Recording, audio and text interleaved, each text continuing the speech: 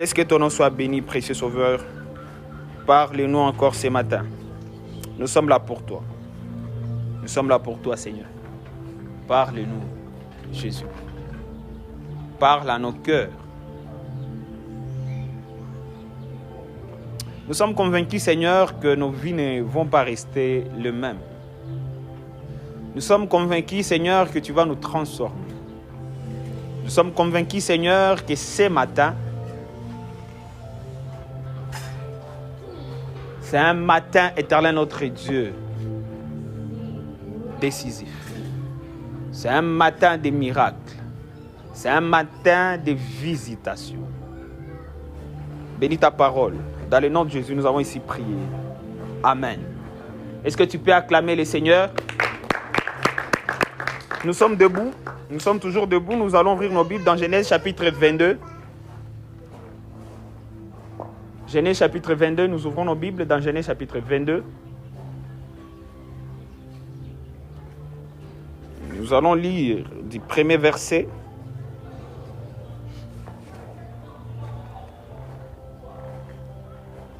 jusque là où je veux m'arrêter. Amen, amen. Mais à la maison, vous pouvez lire du premier verset au 24e verset. Lisons au nom de Jésus. Après ces événements, Dieu mit Abraham à l'épreuve et lui dit, Abraham y répondit, mais voici. Dieu dit, prends donc ton fils, ton unique, celui que tu aimes, Isaac, va-t'en dans le pays de Moria, et là, offre-le en holocauste sur l'une des montagnes que je t'indiquerai. Abraham se leva de bon matin, sella son âne et prit avec lui ses deux serviteurs et son fils Isaac. Il fendit du bois pour l'holocauste et partit pour se rendre à l'endroit que Dieu lui avait indiqué. Le troisième jour, Abraham, levant les yeux, vit l'endroit de loin. Alors il dit à ses jeunes serviteurs, « Vous, restez ici avec l'âne. Les jeunes hommes et moi, nous irons là-haut pour adorer, puis nous reviendrons auprès de vous. » Abraham prit le bois pour l'holocauste, les chargea sur son fils Isaac et prit dans sa main le feu et le couteau. Ils marchèrent tous deux ensemble. Alors Isaac adressa la parole à son père Abraham et dit, « Mon père !» Il lui répondit, « Mais voici mon fils. » Isaac reprit, « Voici le feu et le bois, mais où est l'agneau pour l'holocauste ?» Abraham répondit, « Mon fils, Dieu va se pourvoir lui-même de l'agneau pour l'holocauste. » Et ils marchèrent tous deux ensemble. Lorsqu'ils furent arrivés à l'endroit que Dieu avait indiqué, Abraham y construisit l'autel et disposa le bois. Il ligota son fils Isaac et le mit sur l'autel par-dessus le bois. Puis Abraham étendit la main et prit le couteau pour égorger son fils. Alors l'ange de l'Éternel l'appela du ciel et dit, « Abraham, Abraham !» Il répondit, « Me voici. » L'ange dit, « N'étends pas sa main sur le jeune homme et ne lui fais rien, car j'ai reconnu maintenant que tu crains Dieu et que tu ne m'as pas refusé ton fils, ton unique. » Abraham leva les yeux et vit par derrière un bélier retenu dans un buisson par le corne. Alors Abraham alla prendre le bélier et l'offrit en holocauste à la place de son fils. Abraham donna à cet endroit le nom d'Adonai Yireh.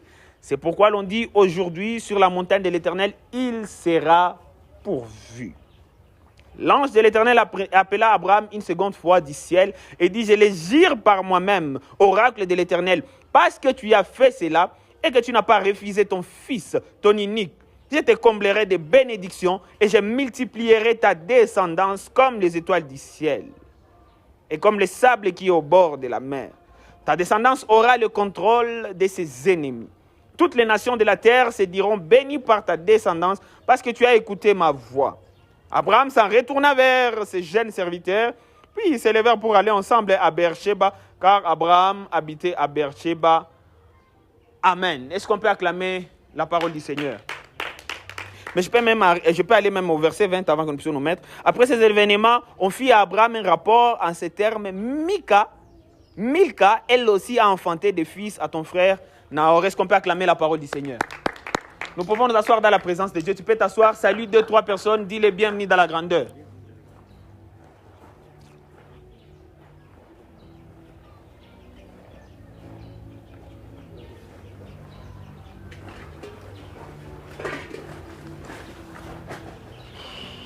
Alléluia. Alléluia. Alléluia. Amen. Alléluia. Amen. Eh, moi quand je amène à baser Alléluia. Amen. Waouh. Ah, je suis content de regarder Master Nabé Dafro. Qu'est-ce qu'on peut acclamer quand même pour eux? Ah, Master Wamenda Ingili. La dernière fois, le quoi pas donc Kulwa Kufana n'est. Waouh, est-ce qu'on peut acclamer le Seigneur? Abé Dafro, une première fois? Waouh, est-ce qu'on peut acclamer aussi vraiment encore pour Abé Dafro? Voilà, nous sommes contents. Alléluia. Alléluia. Nous sommes très, très, très contents. Si tu as fini, tu peux rentrer. Alléluia. Nous sommes très, très contents pour le temps que le Seigneur nous donne d'être là encore ce matin dans sa présence. Il nous a gardés, il nous a protégés. Et il continue à nous protéger. Amen, amen. Mon gars, il a tout protégé. Il y a besoin qu'on attendait là pour te protéger. Combien de gens le croient? Amen. Reçois la protection au nom de Jésus. Amen. Alléluia. Voilà, aujourd'hui, nous sommes en train de prêcher. C'est la 12e partie. Donc, ça fait 12 dimanches. Nous sommes en train de prêcher sur une même série. Je pense, jusque-là, c'est la plus longue série. Il y a tout ça qu'on a Greatness. La Greatness Church, série à quoi? Est-ce qu'on peut acclamer le Seigneur? Dieu a gardé les bergers depuis le début de l'année. Est-ce qu'on peut célébrer le Seigneur? Alléluia. Voilà, nous sommes en train de continuer avec la série La grandeur m'appelle. Répète après moi, la grandeur m'appelle. En touchant sur ton cœur, c'est ma la grandeur m'appelle. Encore, répète, la grandeur m'appelle. C'est ma, je suis conscient que la grandeur m'appelle. C'est ma, je suis conscient que la grandeur m'appelle. C'est ma, je sens que la grandeur m'appelle. Je vois la grandeur qui est en train de m'appeler. Et moi, j'accepte cet appel de la grandeur. Au nom de Jésus. Je suis grand. Je suis grand. Au nom de Jésus. Je suis grand. Je suis grand. Au nom de Jésus. Au nom de Jésus. Au nom de Jésus. Est-ce que tu peux acclamer le Seigneur? Alors aujourd'hui, nous sommes à la 12e partie. Le dimanche passé, on a eu à parler de le gardien de mes frères. Un merveilleux message qui moi-même m'a vraiment touché. Et dans la conclusion du message de la semaine passée ou le dimanche passé, le message est encore sur YouTube. Nous avons conclu en disant ceci: si tu n'es pas le gardien de tes frères, c'est que tu es le meurtrier de tes frères. Et ma prière est que nous ne puissions pas être le meurtrier de nos frères, que nous puissions être les gardiens de nos frères au nom de Jésus. Salut ton voisin, dis-le, tu es un gardien de tes frères.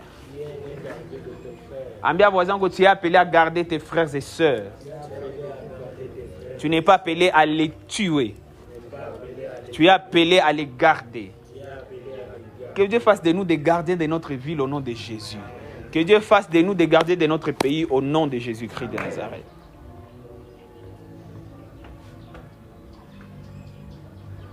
Et aujourd'hui, nous allons parler d'un sous-thème que j'ai intitulé « Une vie de sacrifice ». Répétez après moi « Une vie de sacrifice ».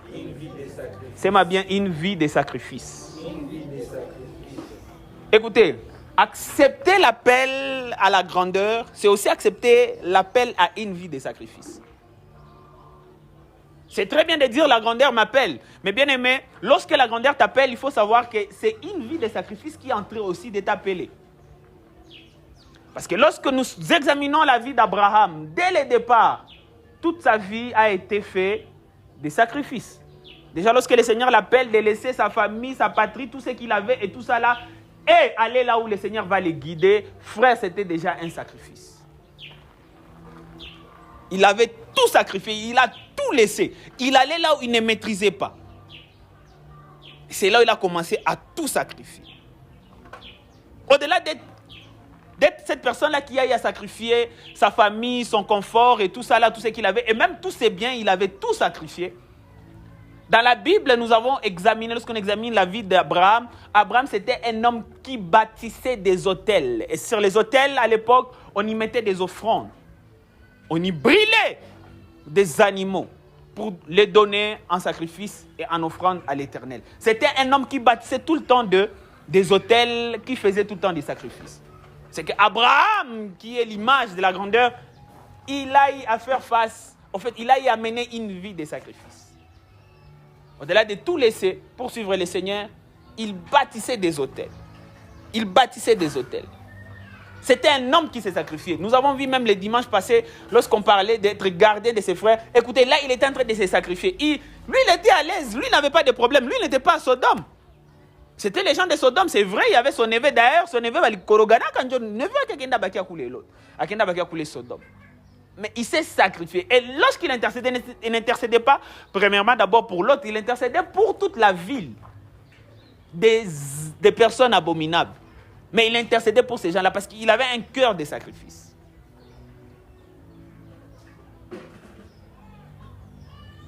Et aujourd'hui, particulièrement, je vais parler concernant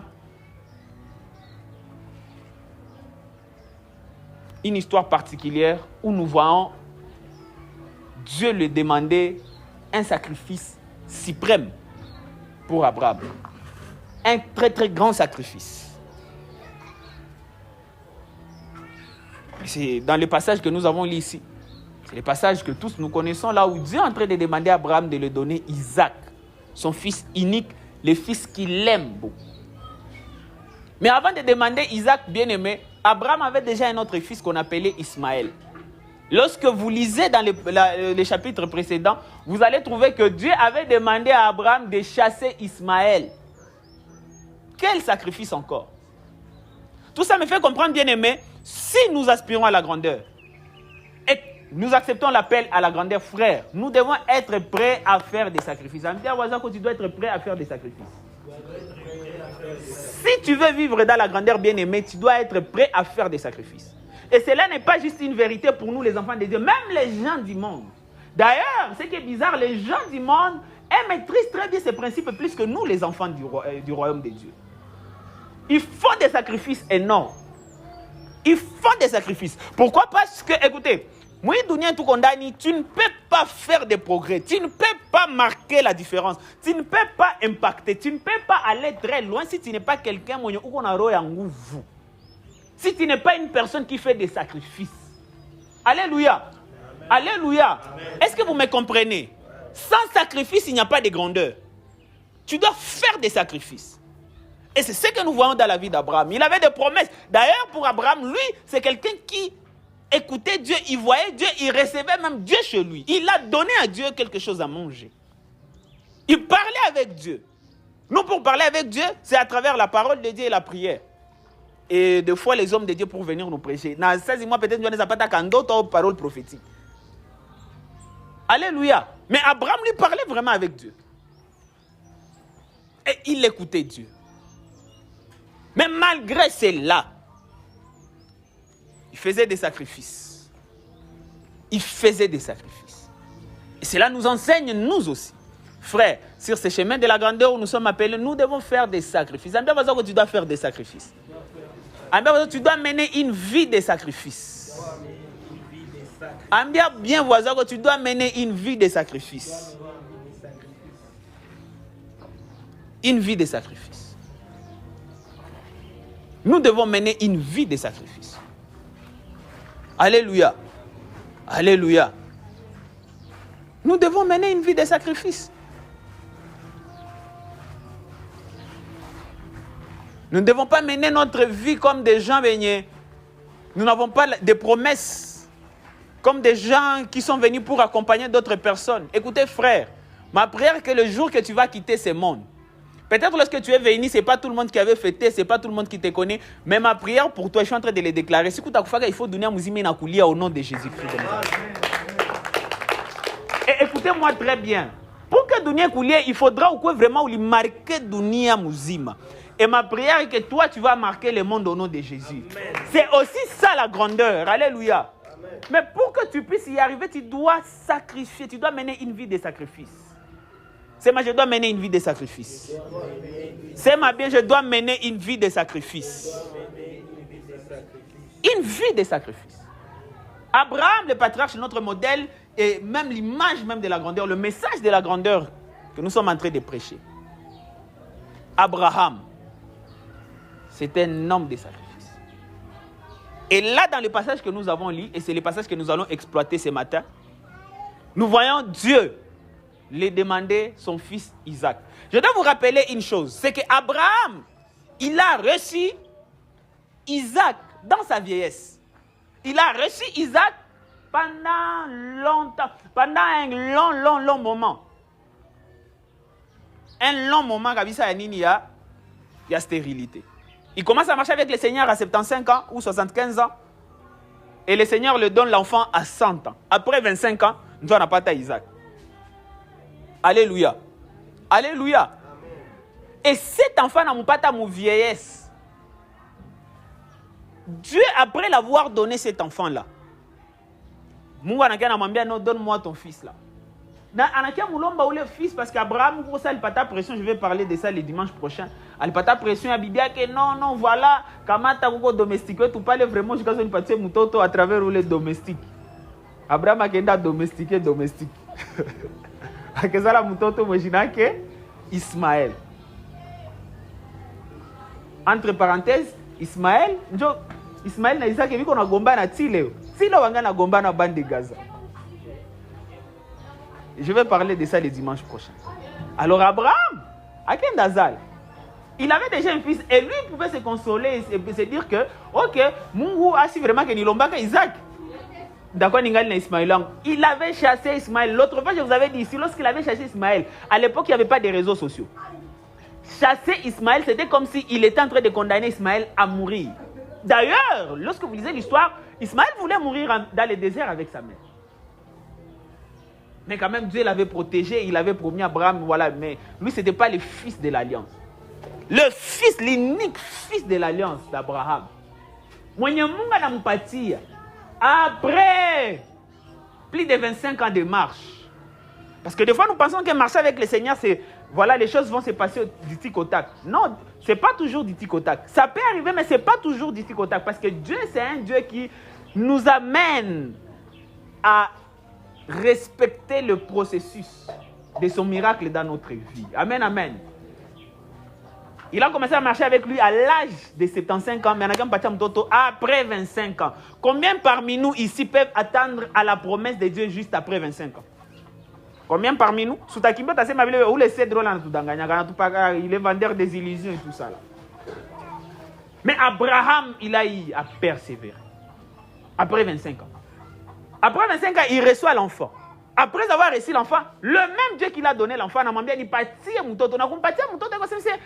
façon dont la mère de Samuel avait fait, il dit, ok, l'enfant que j'ai, je vais aller le déposer à l'église. Avec Dieu et Abraham, ce n'était pas ça. Dieu et Abraham, c'était que, donne-moi l'enfant ou mouchome sur l'autel. Ou mouchome. Lorsque vous lisez l'histoire de Samuel, sa maman est née à Koukanissa. Mais Samuel avait des enfants. Il s'était marié. Alléluia. Mais dans l'histoire d'Abraham avec Dieu, concernant Isaac, c'était que Isaac, on devait le prendre. C'était ça les holocaustes. Donc,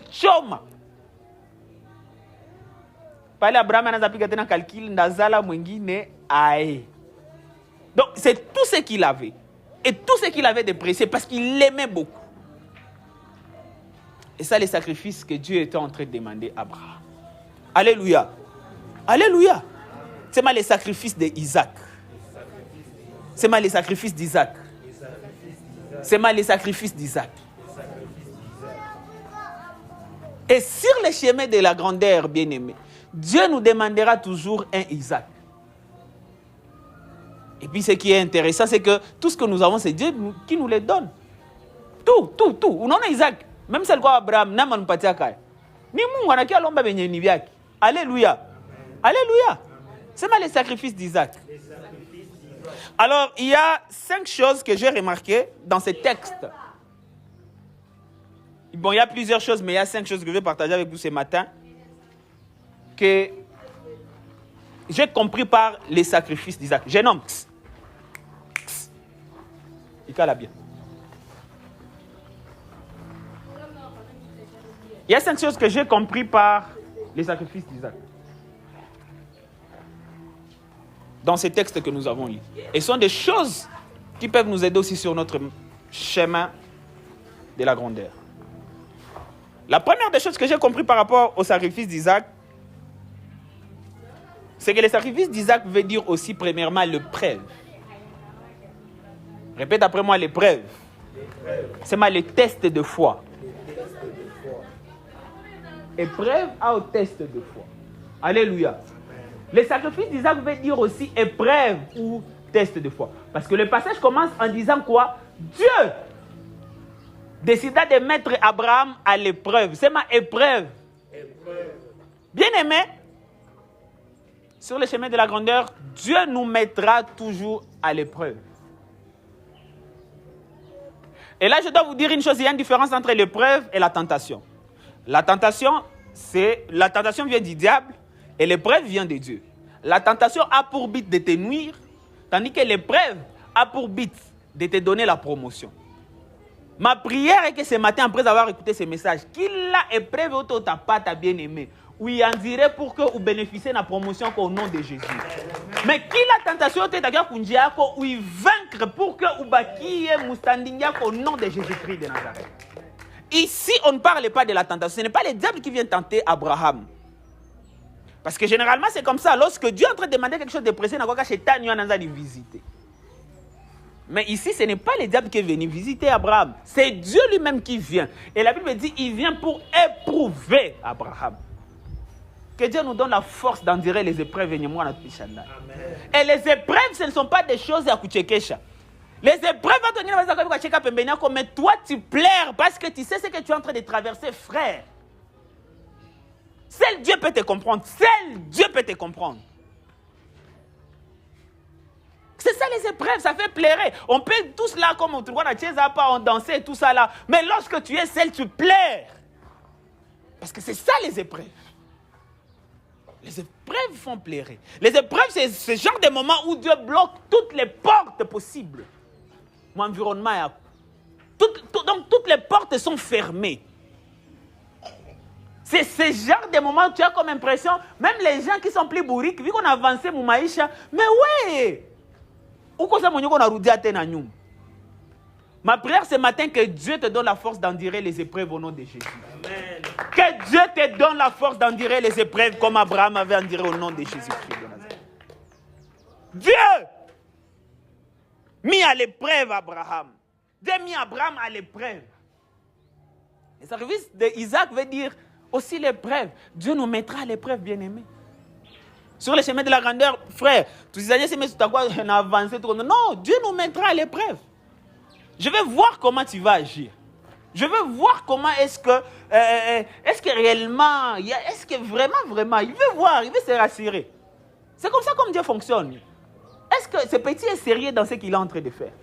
Jusqu'où il est déterminé à faire mon œuvre, jusqu'où il est déterminé à porter ce que j'ai déposé en lui. Jusqu'où il est prêt à me faire confiance. Est-ce qu'il est maintenant à l'aise avec le fait qu'il y a des gens quand même qui le soutiennent? Il a déjà mis sa confiance dans les hommes et il continue à mettre sa confiance en moi. C'est ça. Dieu nous met à l'épreuve. Il brise des portes. Et comme je l'ai déjà dit, que Dieu nous donne la force de résister, d'endurer au test de foi et à quoi nous tiendons dans le nom de Jésus-Christ.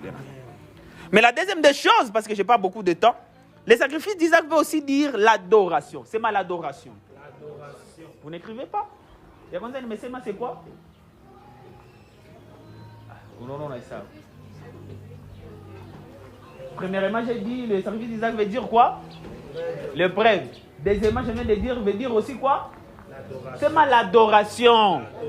C'est le sacrifice d'Isaac. Veut aussi dire l'adoration. C'est quelque chose que j'ai compris dans ce texte de Lisez. Les sacrifices d'Isaac veut dire épreuve parce que c'était l'épreuve que Dieu était en train de mettre à la disposition d'Abraham. Mais aussi, les sacrifices d'Isaac veut aussi dire l'adoration. C'est l'adoration. Le troisième jour, Abraham leva les yeux, vit l'endroit de loin. Alors il dit à ses jeunes serviteurs, vous restez ici avec l'âne. Le jeune homme et moi, nous irons là-haut pour adorer, puis nous reviendrons auprès de vous. Abraham savait qu'il était allé entrer, en fait, savait qu'il était en train d'aller donner, sacrifier Isaac et le calciner. Mais lorsqu'il demande à ses serviteurs de rester là, en galère terme en emploi, est-ce qu'il a dit que je suis en train d'aller offrir mon fils? Il a dit quoi? Nous montons là-bas pour aller adorer. Moi avec le jeune homme. Alléluia. Le sacrifice d'Isaac veut dire aussi l'adoration. Le sacrifice d'Isaac veut dire aussi l'adoration. C'est mal, le sacrifice d'Isaac veut dire aussi l'adoration. Le sacrifice d'Isaac veut dire aussi l'adoration. Au-delà de l'épreuve, il y a aussi la dimension de l'adoration dans les sacrifices, frères. Surtout mes sacrifices à Isaac. Cela veut dire que ceci. Tu n'as pas encore adoré le Seigneur si tu n'as pas encore donné tout ce que tu as de mieux, de meilleur et de précieux dans ta vie, bien-aimée. Tu n'as pas encore adoré le Seigneur si tu n'as pas encore donné ce qui te fait mal, ce qui te touche, ce qui te dépouille. Tu n'as pas encore adoré le Seigneur. Alléluia. Voilà pourquoi Abraham il dit je vais adorer. Parce qu'Abraham comprenait que l'adoration, frère, c'est lorsque... Ah, on avait kusema. Nasema bon, yote ni vyako papa, Dieu vraiment OK. Même yo kependa to likamati. C'est ça l'adoration. Lorsque tu ne t'appartiens pas, tout ce que tu as ne t'appartient pas, tu comprends que tout ce que j'ai, tout ce que je suis, dépend de Dieu, frère. C'est ça l'adoration. Voilà pourquoi dans la Nouvelle Alliance, dans le Nouveau Testament, Jésus va dire, mon Père cherche des vrais adorateurs, ceux qui adoreront en esprit et en vérité. Alléluia. Ceux qui adoreront en esprit et en vérité. Ils cherchent des vrais adorateurs. Les gens de l'ancienne, surtout après les patriarches, on peut commencer même avec Moïse et tout. Ces gens-là, leur adoration tournait autour des lieux. Alléluia. Amen. Mais dans la nouvelle alliance avec Jésus, l'adoration tourne autour de... L'adoration tourne autour de... C'est beaucoup plus basé sur la personne de Dieu, de Jésus. Et Abraham, lui déjà, il a compris. Alléluia. Il avait déjà compris. Nous allons adorer. Ok, na mulisa ile adoration papa ni nini? Adoration ni kwenda toa mtoto wangu, kumchoma.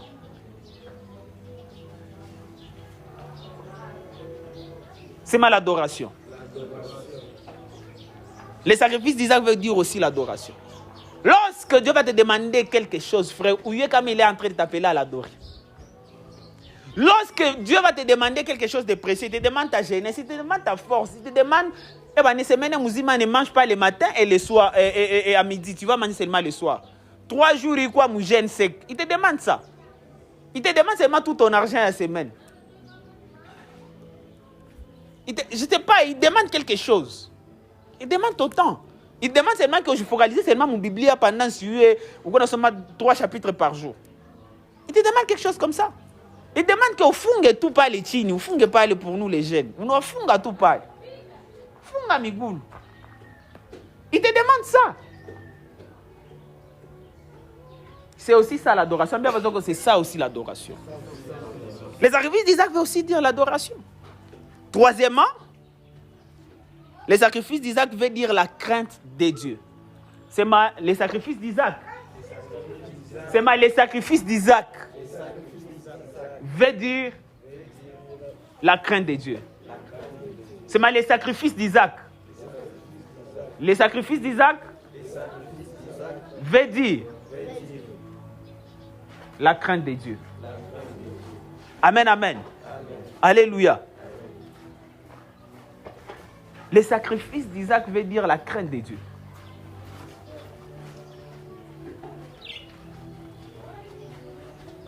La Bible dit ceci. Puis Abraham étendit la main et prit le couteau pour égorger son fils. Alors l'ange de l'Éternel l'appela du ciel et dit, Abraham, Abraham. Il répondit, mais voici. L'ange dit, n'étends pas ta main sur le jeune homme et ne lui fais rien, car j'ai reconnu maintenant que tu crains Dieu. My God. J'ai reconnu maintenant que tu fais quoi? J'ai reconnu maintenant que tu fais quoi? My God.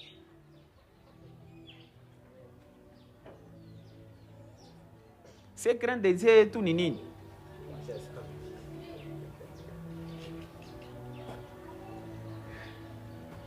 Craindre de Dieu tout nini, il faut qu'on ait une réputation à bien. Mais la réputation à bien, nous sommes tout peut-être travailler au Banak. Amen, amen. Alléluia. Je crains de Dieu et tout. Ah, cette sœur-là craint le Seigneur. Hein? Ces frères-là craignent le Seigneur. Bah, tu quoi ça veut banasuki? Ah, ou les à craindre le Seigneur, ou les. Ah. Hein? Oh, va faire quoi là, ma pantalon? Ah, va craindre le Seigneur. Et quand je le Seigneur, tout qui c'était un animal jaune. Ah, va ma jaune. Ah, va changer à nimba. Mais ici, la crainte de l'Éternel. Mon Dieu, là, je reconnais maintenant que tu crains l'Éternel. Et la crainte de l'Éternel, c'était tout simplement à ne reconnaître parce qu'Abraham était prêt à donner tout ce qu'il avait de mieux. Amen, amen. Cordo va récupérer ses enfants. Alléluia. Alléluia. Il était prêt à égorger tout ce qu'il avait de meilleur et tout ça là. Je reconnais que tu me crains. Cela veut dire aussi, frère, tu n'as pas encore craint le Seigneur aussi longtemps, tu n'as pas encore donné tout ce que tu as de mieux. Tout ce que tu as de meilleur. Est-ce que tu me comprends? Est-ce que vous me comprenez? Après ce moment, je crains le Seigneur et... Non! Frère, jusqu'où tu es prêt à donner à Dieu ta vie, ta jeunesse, tout ce que tu as. Jusqu'où tu es prêt à donner.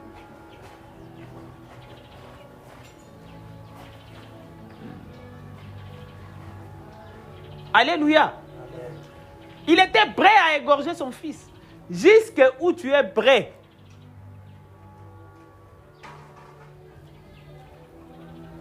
À te sacrifier. À sacrifier toutes les choses précieuses que tu as pour le Seigneur. Jusqu'où?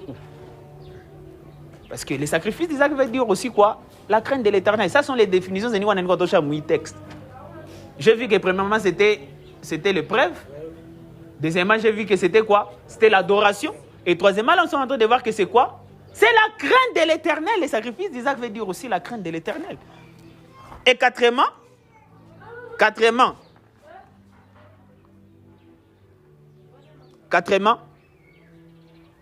le sacrifice d'Isaac veut dire aussi quoi?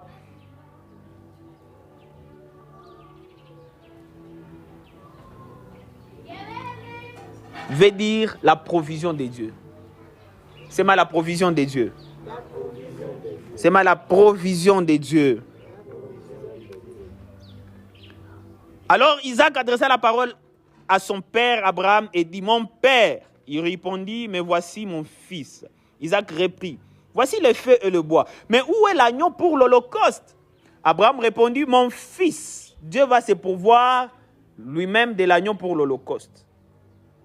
Dieu va se pourvoir lui-même de l'agneau pour l'holocauste. Un peu après, au verset 13, la Bible dit ceci, Abraham leva les yeux et vit par derrière un bélier retenu dans un buisson par le corne. Alors Abraham alla prendre le bélier et l'offrit en holocauste à la place de son fils. Abraham donna à cet endroit le nom de Adonai Yireh. C'est pourquoi l'on dit aujourd'hui sur la montagne de l'Éternel, il sera pourvu. C'est que les sacrifices d'Isaac cachent ou signifient aussi la provision de Dieu. C'est mal les sacrifices d'Isaac. C'est mal bien les sacrifices d'Isaac.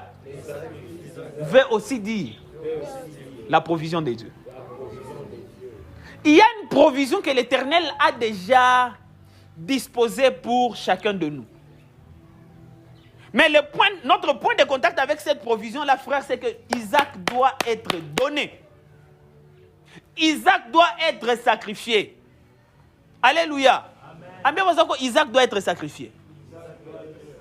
Ou les voisins bangala, mon voisin bien, Isaac doit être sacrifié. C'est ma Isaac doit être sacrifié. C'est ma Isaac doit être sacrifié. Alléluia. C'est ma Isaac doit être sacrifié. La provision, elle est là. Mais la distance entre nous et la provision que Dieu a déjà placée, c'est que Isaac doit être sacrifié.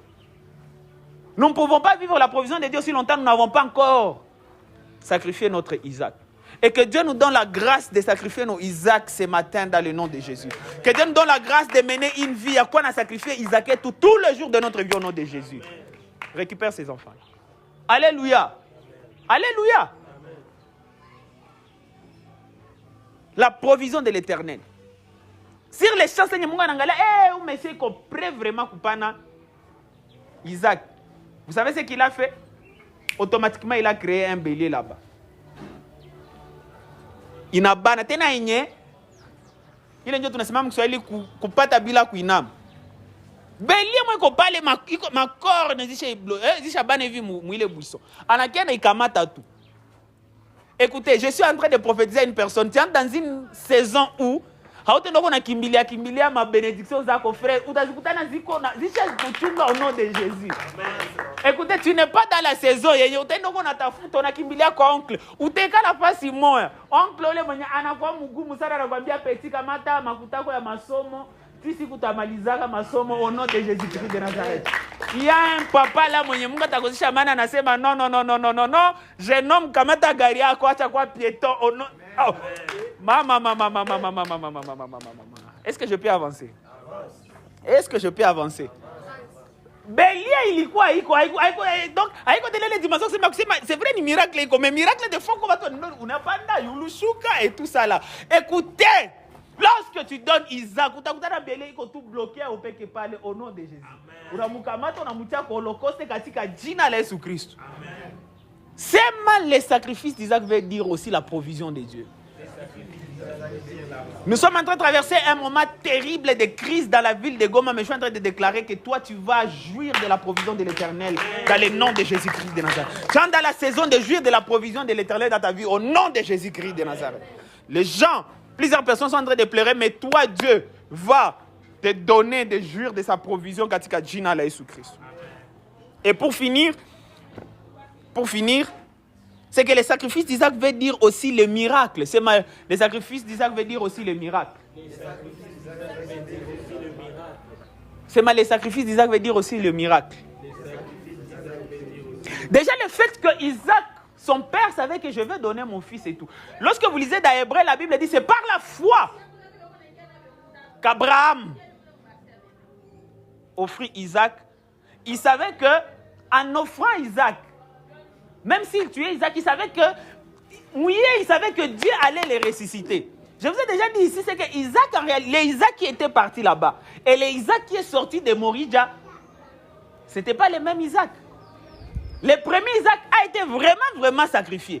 Le deuxième, c'est un Isaac qui est ressuscité. Alléluia. C'est vrai, le couteau ne l'a pas touché, mais il n'était pas le même. C'était un Isaac qui avait déjà été sacrifié. Le Isaac qui est revenu à la vie, là, c'était un Isaac ressuscité. Parce que son père avait la foi. Alléluia. Et le dimanche, je vais parler sur Abraham comme le père de foi.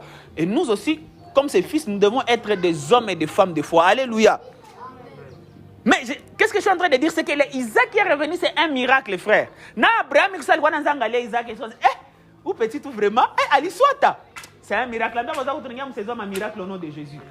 Dis à ton voisin, nous entrons dans la saison des miracles au nom de Jésus. Voilà pourquoi après cet incident, Dieu, l'ange de l'Éternel, appela Abraham une seconde fois du ciel et dit, je les jure par moi-même, oracle de l'Éternel, parce que tu as fait cela et que tu n'as pas refusé ton fils, ton unique, je te comblerai de bénédictions et je multiplierai ta descendance comme les étoiles du ciel et comme les sables qui est au bord de la mer. Ta descendance aura le contrôle de ses ennemis. Toutes les nations de la terre se diront bénies par ta descendance parce que tu as écouté ma voix. Au verset 20, la Bible dit, après ces événements, on fit à Abraham un rapport en ces termes. Milka, elle aussi, a enfanté des fils à ton frère Nahor. Milka était stérile. Milka, la femme du frère d'Abraham, était aussi stérile. Mais après avoir donné Isaac, lien à stérilité en famille qui katika. Écoutez, après avoir donné Isaac, que les sorciers de ta famille, qui le veulent ou non, des miracles viendront en cascade dans ta famille au nom de Jésus. Oh, c'est une famille qui va faire un mariage. Oh, c'est une famille qui va faire makuta. Oh, c'est une famille qui va faire un business et kufa. Oh, c'est une famille qui va faire kamatika qui va divorcer. Écoutez, lorsque tu donnes Isaac, tu inaugures une nouvelle saison de miracles dans ta famille au nom de Jésus. Oh, c'est une famille qui va faire soma. Oh, c'est une famille qui va faire voyager. Frère, à cause du sacrifice d'Isaac, bien-aimé, tu inaugures une nouvelle saison de miracles dans le nom de Jésus-Christ de Nazareth. Et là, nous sommes en train de parler d'Isaac. Mais Isaac, il est le reflet de l'homme de Galilée qui s'appelle Jésus-Christ. Parce que Dieu a donné aussi ce qu'il avait de mieux et de meilleur, son Fils unique, afin que le monde entier puisse avoir la possibilité d'être sauvé. C'était l'image. C'est l'image même des grands sacrifices que Dieu allait donner. Et puis, une chose, il faut comprendre, c'est que Dieu ne peut jamais te demander quelque chose que lui-même ne peut jamais donner. Il a donné son Fils unique. Il a donné son Fils Jésus. Et là, je suis en train de conclure en disant ceci. Lorsque vous lisez le passage dans 1 Pierre, chapitre 2, verset 5, la Bible dit ceci. Et vous-même, comme de pierres vivantes, édifiez-vous pour former une maison spirituelle, un saint sacerdoce, afin d'offrir des victimes spirituelles agréables à Dieu par Jésus-Christ. Verset 9. Verset 9. Vous, au contraire, vous êtes une race élue, un sacerdoce royal, une nation sainte, un peuple acquis, afin que vous annonciez les vertus de celui qui vous a appelé des ténèbres à son admirable lumière. Nous sommes un sacerdoce royal, une nation sainte et tout cela. Mais lorsque vous lisez d'Apocalypse,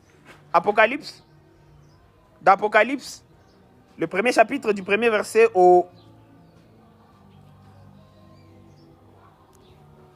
Apocalypse chapitre 1, verset 5 jusqu'à 6, la Bible dit ceci. Et de la part de Jésus-Christ, le témoin fidèle, le premier-né de mort et le prince de roi de la terre, à celui qui nous aime, qui nous a délivrés de nos péchés par son sang, et qui a fait de nous un royaume des sacrificateurs pour Dieu et son Père. À lui soit la gloire, la puissance et au siècle des siècles. Dans la version d'Issémer, la Bible dit ceci, quelque chose que j'aime beaucoup, la Bible dit ceci. Il a fait de nous un peuple de rois et de prêtres au service de Dieu. Répète après moi, il a fait de nous un peuple de rois et de sacrificateurs au service de Dieu. Ici, passage ne me sert pas tout simplement pour dire ceci. Écoutez, nous sommes l'Église et l'Église, c'est un royaume des sacrificateurs. Dans d'autres versions, Bible Sémère, là, on dit de rois et des prêtres, des rois et des sacrificateurs. Alléluia. Mais ce qui est bizarre, c'est que dans l'Église, pendant longtemps, on a toujours réclamé notre aspect, la partie où nous sommes de rois. Mais on a toujours ignoré la partie où nous sommes des prêtres et des sacrificateurs. La royauté est beaucoup meilleure. Pourquoi? Parce que un roi, que fait un roi? Un roi ne fait que régner, n'est-ce pas? Voilà pourquoi encore ce matin, je suis en train de déclarer que, comme tu es sous la couverture du grec, les lions, la royauté et les sacerdoces, frère, en tant que roi, tu es condamné à régner partout où tu passes au nom de Jésus-Christ de Nazareth. Amen. Ah, c'est moi, je suis roi au nom de Jésus. Comment on confie? C'est moi, je suis reine au nom de Jésus. C'est moi, je suis roi au nom de Jésus. C'est moi, je suis condamné à régner. Sur toutes les circonstances de la vie et partout où je passe, tu es condamné à régner. Mais ça, nous sommes à l'aise avec ça. Mais l'autre partie, nous sommes des rois et des prêtres et des sacrificateurs. L'autre partie, là, les chrétiens n'aiment pas trop. Et pourtant, tu ne peux pas régner. Parce que la royauté, c'est quelque chose que nous voyons et tout. C'est la domination que nous voyons dans le visible. Mais le sacerdoce, c'est un travail qui se passe dans l'invisible, frère. Et dans Hébreu, on a dit que c'est l'invisible qui... le visible a été tiré de l'invisible. C'est l'invisible qui commande le visible, frère. Ta royauté ne peut jamais avoir de puissance si tu n'es pas un sacrificateur. Voilà pourquoi Dieu a fait de nous un royaume de rois et de prêtres. Et ce matin, je suis venu rappeler tout simplement une personne, ceci. Nous, des chrétiens, en tant qu'une race royale, une nation bénie de rois et de sacrificateurs, frères, nous ne sommes pas seulement appelés à régner, nous sommes appelés aussi à être des sacrificateurs. Et le travail, si les rois sont appelés à régner, les sacrificateurs, leur travail, c'est de faire quoi? C'est de donner des sacrifices. C'est moi je suis appelé à donner des sacrifices. C'est moi je suis appelé à faire des sacrifices. C'est moi je suis appelé à mener une vie de sacrifices. C'est ça le travail des sacrificateurs, frère. C'est ça le travail des prêtres. C'est moi je suis sacrificateur. Je suis appelé à donner des sacrifices. Et ces sacrifices, frère. Mon Romain Paul il dit ceci. Offrez vos corps comme des sacrifices vivants. Tout commence par là. Offre ta vie comme un sacrifice vivant. Offre ton corps comme un sacrifice vivant. Donne ton Isaac. Isaac, c'est ça. Donne tout ce que tu as de mieux. Donne